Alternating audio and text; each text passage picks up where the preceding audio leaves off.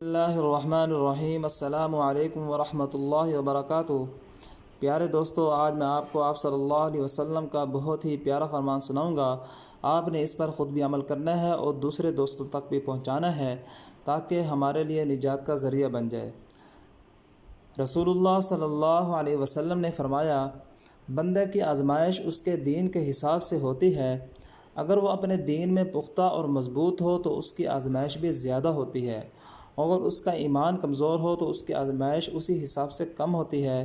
بندے پر مسلسل آزمائشیں آتی رہتی ہیں، حتیٰ کہ وہ اسے ایسا پاک کر دیتی ہیں کہ وہ زمین پر چل پھر رہا ہوتا ہے اور اس کے ذمے کوئی گناہ نہیں ہوتا۔